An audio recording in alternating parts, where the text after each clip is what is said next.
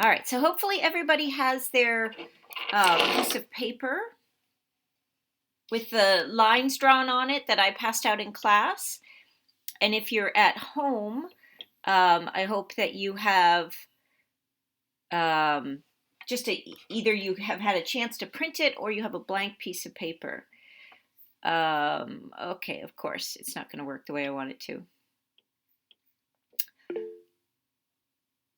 Oh, thanks, Haley.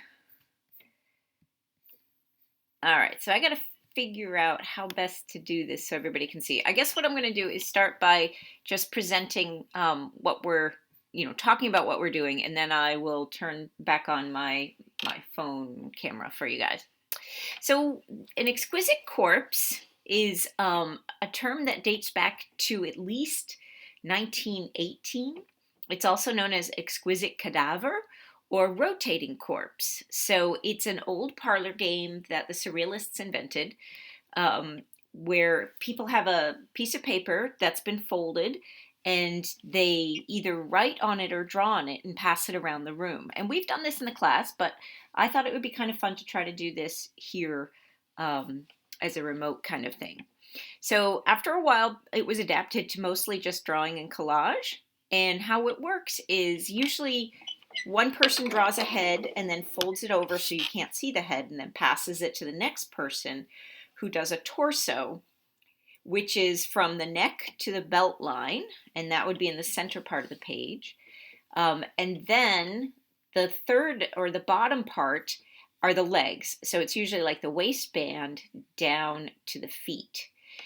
And while we're doing this, the torso part, which is the neck to the waistband, you want to include arms and things like that. It's a lot of fun to have really cool things sort of floating around in the background. If you look at these examples, this person's playing a banjo. This one's got a rat nibbling at his leg. So the more you can fill up that space with interesting things, the more interesting the overall images are going to be. And I want you to feel like you have the freedom to make mismatched people, because we're going to cut them back up in the classroom and reassemble them. I thought we could get really specific about how wide the neck should be and all that kind of thing, but I'm just going to leave it up to chance and we'll see what happens. So I am going to stop presenting so that you can see again my phone, and for some reason my phone turned off, so let me go back to that.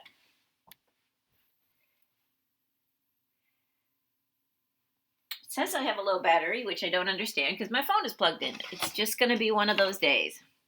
So feel free to start drawing anytime. I am going to pin this to the screen for as long as my phone battery will survive. And I'm going to try to pretend this is upside down so you can see. Your neck, is probably going to go something like this, and the head will be up here. Then you'll have the torso, and then, you can have the waist, whatever you want it to be. I mean, we've had like really skinny waists come down and then out. So I'm just going to sketch here for a bit. You guys should do the same. And we'll see what happens with it. Try to put as much detail as you can.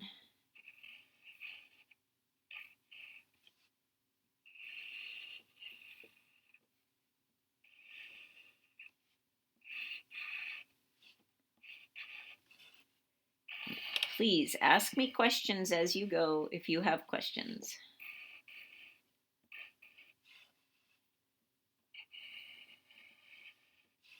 I'm trying to make mine look like it's going to have a bow tie. And I don't even know what I'm drawing yet.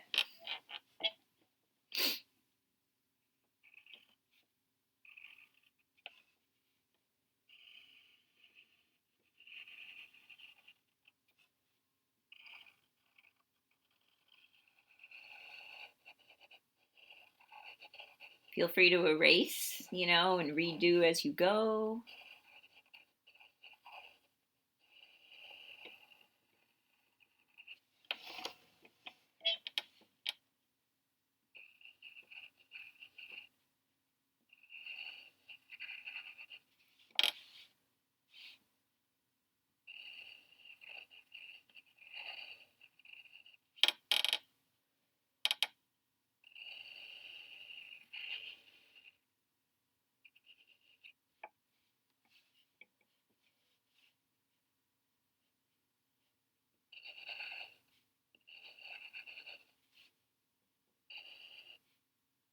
We should probably spend about 7 or 8 minutes on each section. And obviously, you can keep working on this after our meeting. You can do whatever, however much work you want to on it.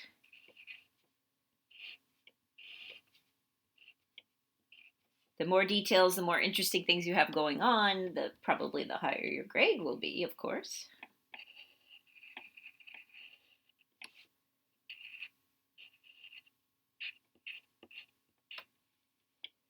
Hey, Nate. Hey. We are working on our exquisite corpse drawings. So you can take a piece of paper, fold it into threes, or you can use the template that I provided.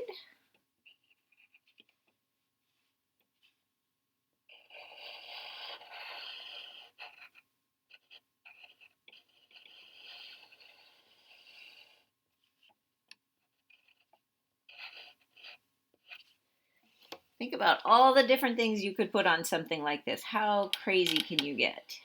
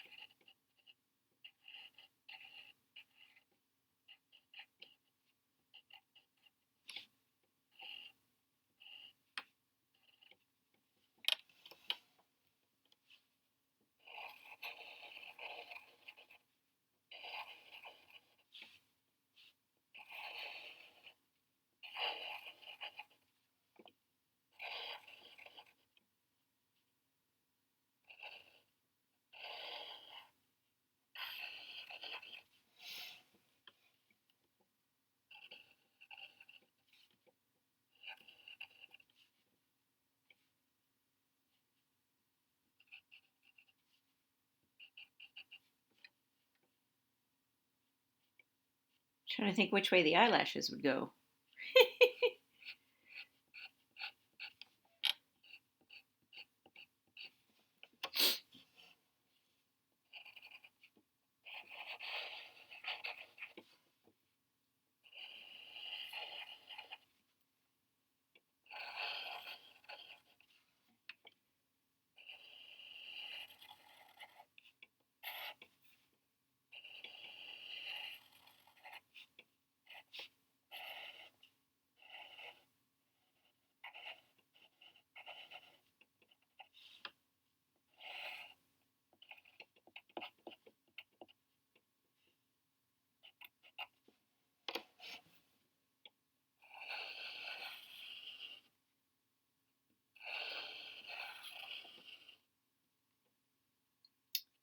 So it's about 10:11. You could think about moving on to the next part of the torso, or I don't want to rush anybody.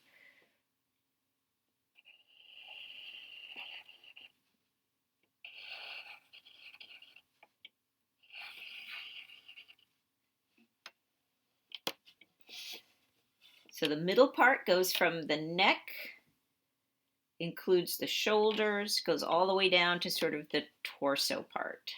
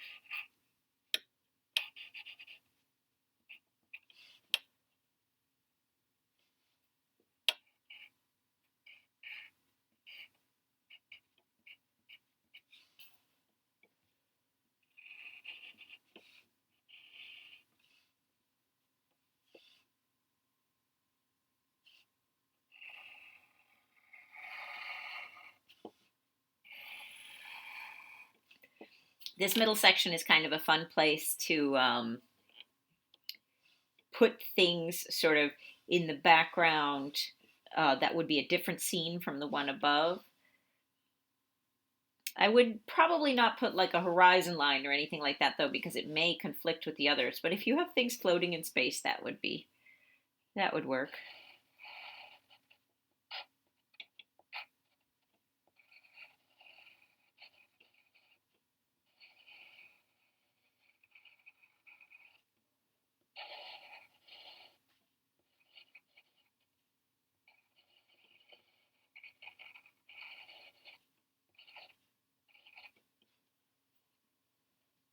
Can't decide what to do with my arms.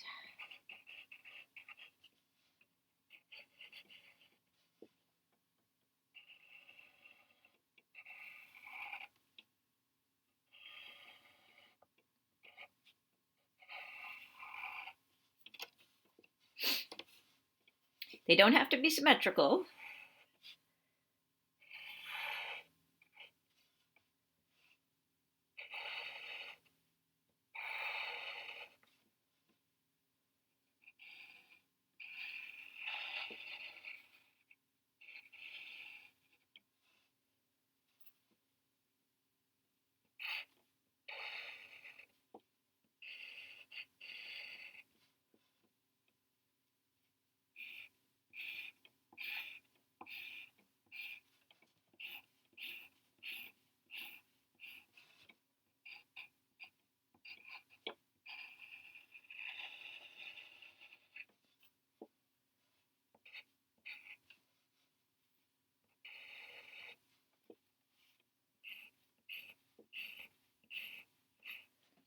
You could press down harder in some places and lighter than others. It'll give you a nice pattern or texture. Oh, mine's gonna have a, if I can remember how to do it, I'm gonna give mine a tattoo.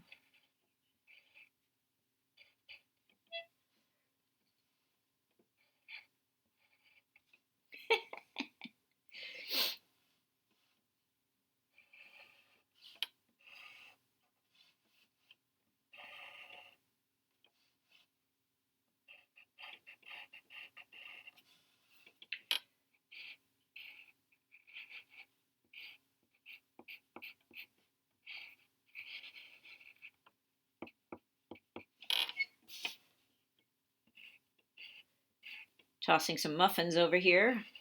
Can't wait to see what you guys are doing.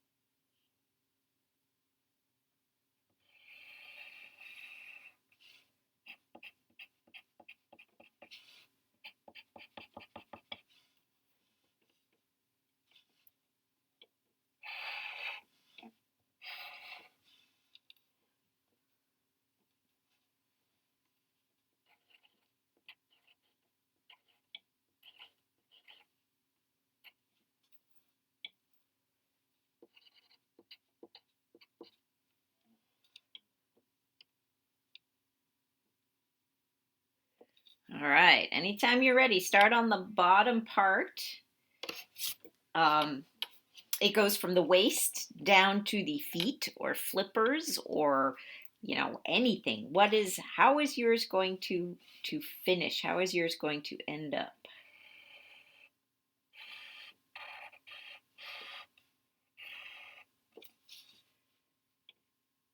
Not sure if it makes sense to have the belt up higher or down lower.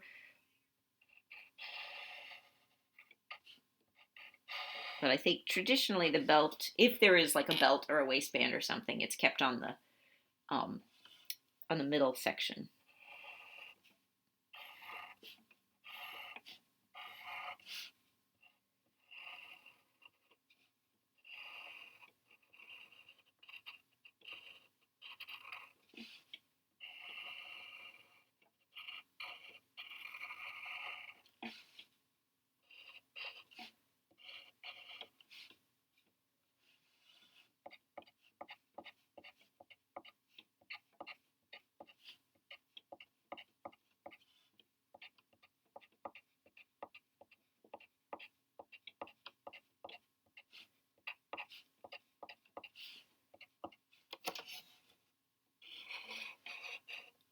The bottom section of your drawing is a great place to include like what your object is standing on, what is the ground like.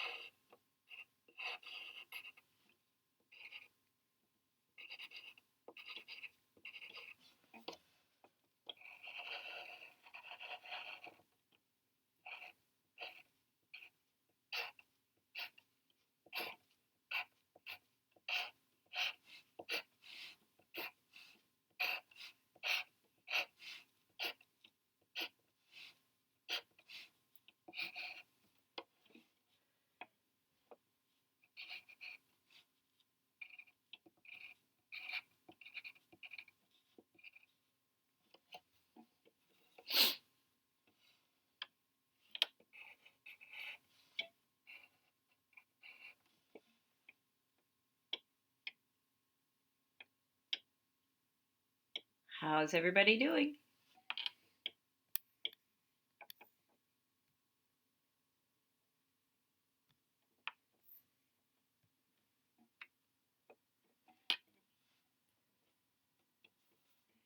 So we have about 5 minutes at our meet left. You can keep going with these as long as you'd like. You can put finishing touches on them, and whenever you're ready, upload them. I would ask you to please bring them to class with you so we can do the physical cutting and putting back together again.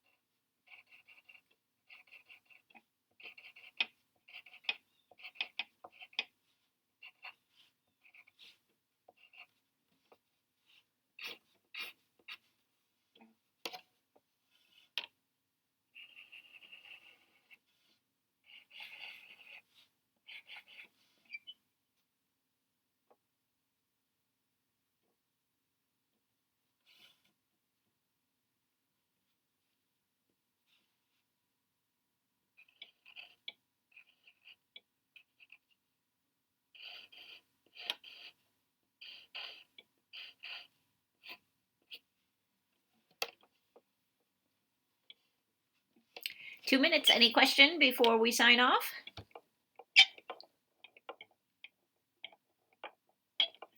All of my little circles.